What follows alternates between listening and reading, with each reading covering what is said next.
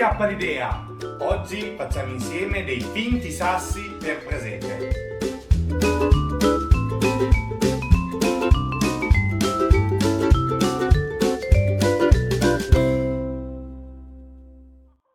Bentornati amici ed amiche su Acchiappa l'idea.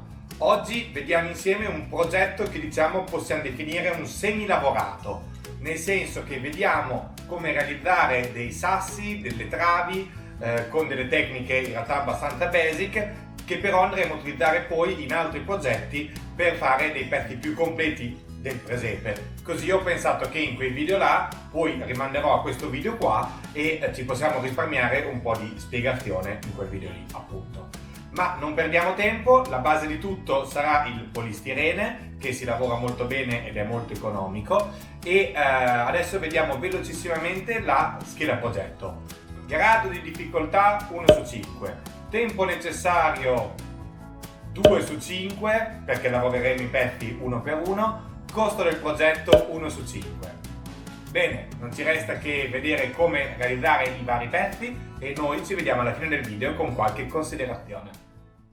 Bene, iniziamo col vedere come fare dei mattoni che sembrano dei mattoni. In realtà è piuttosto semplice. Prendiamo dell'argilla, questa qui è argilla per modellare, che si trova o su internet o nelle mesticherie tipo Belle Arti, così. Questo è un pacco da 5 kg e l'ho pagato circa 8 euro e ne vengono veramente tanti di pezzi. Dobbiamo cercare di renderla, diciamo, un pochino irregolare la superficie del mattone che andiamo a creare, perché appunto troppo liscia verrebbe un effetto un po' troppo industriale, ecco, mentre invece l'aspetto più rustico e più irregolare è quello che ci aiuta a dare un po' l'effetto giusto nel nostro presepe. Quindi per prima cosa prendiamo un pochino di questa argilla e andiamo a lavorarla con le mani. La andiamo un attimo ad appiattire usando una specie di mattarello e otteniamo uno strato alto qualche millimetro. Qui c'è un pennarello su cui ho rotolato della carta abrasiva, della carta vetrata, che ci aiuta per imprimere una texture che sia appunto irregolare. Vedete che una volta che ho fatto il singolo mattoncino lo ripasso utilizzando la carta abrasiva, che è gialla come il pennarello stesso, però c'è anche marroncina, nera, quello non è importante, però appunto che abbia una grana abbastanza grossolana, tipo da 80 è secondo me adatta, 80, 100 giù di lì come grana può essere la grana giusta per dare la texture che ci interessa. Vedete che sto andando a fare vari mattoni di dimensioni anche leggermente diverse a seconda della cosa che dovremo poi andare a fare e vado sempre però a imprimere la texture sui nostri mattoni. Questo pezzo qui ho deciso di lasciarlo intero e vedete l'ho appoggiato là in fondo a destra in modo da farlo seccare come pezzo unico e poi spezzarlo dopo. Qui sto disegnando invece dei mattoni che ci aiutano poi a creare una specie di rosone, ecco, una volta che li andremo a installare su un'eventuale parete di un presepe. Vedete che li ho fatti come se fossero le fette di una torta e però anche questi li vado a texturizzare con la nostra carta vetrata. Facendoli già appunto partendo da un pezzo unico è facile creare poi dei pezzi che siano compatibili l'uno con l'altro. A questo punto andiamo a realizzare invece delle finte pietre partendo da del polistirene. Il polistirene è tipo il polistirolo, però non ha i pallini e vedete che con il cutter oppure delle lame da modellismo si intaglia molto bene e dopo rende molto bene l'effetto quando lo andremo poi a ricoprire con la pasta per farlo sembrare di pietra. Comunque anche qui video accelerato. Prendo quindi un pezzo di polistirene e vado a tagliare dei pezzi appunto di dimensioni variabili. Non li faccio tutti uguali perché poi i mattoni nelle case, quelle rustiche, se li guardiamo non sono mica poi tutti uguali. Vado a smussare gli angoli utilizzando un cutter molto affilato in modo da lasciare poi compatta la struttura del mattone. Vado appunto a creare delle irregolarità e vedete che un po' alla volta li si fa tutti. Adesso uso questa piccola raspa che ho per andare a imprimere un po' di irregolarità qua sul sasso. Se non avete uno strumento come questo, potete usare anche una pallina di stagnola oppure un sasso irregolare. Bisogna andare a cercare di rendere un po' meno uniforme la superficie piatta del sasso, facendogli qualche screpolatura, qualche buco, in modo che dopo sembri sempre più naturale. Imprimo quindi una texture irregolare su un po' tutti i nostri sassi, in modo che siano sempre appunto uno un po' diverso dall'altro. Un altro modo per ottenere poi dopo una struttura che assomiglierà a un muro è quella di prendere direttamente un pezzo di polistirene e di tagliarlo e poi andare a inciderlo, disegnando prima con un pennarello qualche sasso in modo da avere qualche riferimento e poi dopo andare a tagliarlo incidendolo. Adesso vi faccio vedere. Per avere idea di come sono poi i mattoni basta prendere delle foto o osservare le case rustiche che si trovano in Appennino o in campagna, quelle appunto fatte di sasso. Vado appunto adesso con una lama a creare quelle che poi sarebbero le fughe fra un mattone e l'altro, in modo appunto da intagliare il nostro polistirene. Vedete che anche i mattoni li ho fatti uno un pochino più alto, uno un pochino più basso, come sono poi nella realtà. Con la nostra raspa di ferro vado a anche qua rendere irregolare le superfici e scavare un po' di più dentro alle fughe. Qui vado a fare invece dei pezzi un pochino più grandi, più lunghi, tutti un po' lunghi uguali, che potrebbero essere poi dei gradini di una scala di pietra, e anche qua appunto vado a smussare gli angoli, perché anche i gradini di una scala di pietra non avrebbero gli angoli vivi. A questo punto andiamo a preparare la mistura con il quale ricopriremo tutti i sassi. Vogliamo fare dei sassi che sembrino un pochino tipo di arenaria, cioè di sabbia, ecco. Quindi questa qui è della terra, della sabbiolina che ho raccolto nei campi.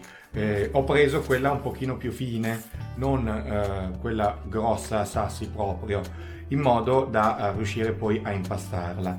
La impasteremo con del cemento e, importante, è della colla vinilica, perché ci aiuta poi a mantenere compatto il tutto. Andiamo a mettere quindi in parti uguali la sabbia e del cemento.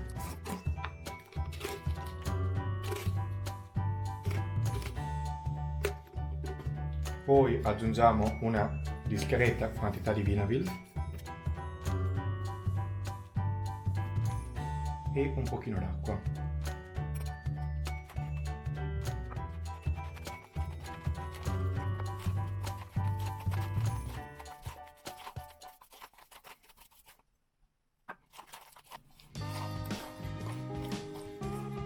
Ecco fatto. La mistura che dobbiamo ottenere ha la consistenza circa dello yogurt, vedete, né troppo densa né troppo morbida, in modo da poterla spalmare, che faccia qualche accumulo ma non troppo. Ora questo colore qui, una volta che asciugherà, tenderà a schiarire. A noi interessa avere un colore un pochino più giallognolo, quindi ci metto un pochino di colore acrilico, color terra di siena naturale.